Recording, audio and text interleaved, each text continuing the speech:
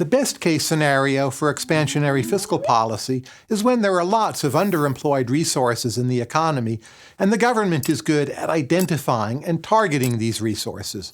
In this video, we'll show how to analyze the effects of expansionary fiscal policy using the aggregate supply and demand model. We'll start with an economy that's growing at 3%, or at point A on the graph. Let's say now consumers become fearful about the future, and so they cut back on their consumption.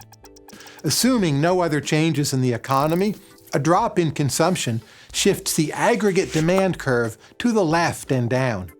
The economy is now operating below its optimal level. It's no longer growing at 3%. In fact, as shown, real growth is negative and a recession is underway. Even though the economy's growth potential is still 3% a year, when consumers suddenly stop spending, the economy takes time to adjust, in part because wages and prices are sticky. So, the reduction in consumption creates a temporary reduction in the real growth rate as well. Of course, in the longer run, the fear will subside, and consumption will return to previous levels. That will mean the economy will readjust back to its potential. That's great, but even though everything may be fine in the long run, still, we don't only live in the long run. As economist John Maynard Keynes once famously said, "In the long run, we're all dead." So, rather than waiting around for the long run, the government might try to step in to try to mitigate this slow and sometimes painful adjustment process.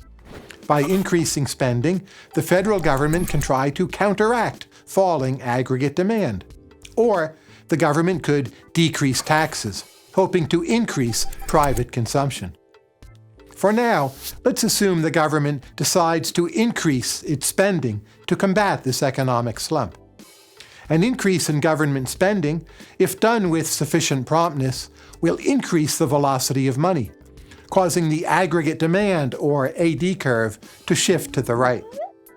And in one scenario, government spending doesn't have to be as large as the fall in C, or consumption, to counteract the recession, and that's because of the multiplier effect.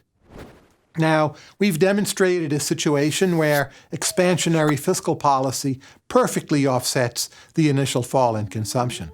But as always, shifting lines on a graph is much easier than shifting around real resources in a multi-trillion-dollar economy. Fiscal policy has many implementation challenges, and we'll turn to these next.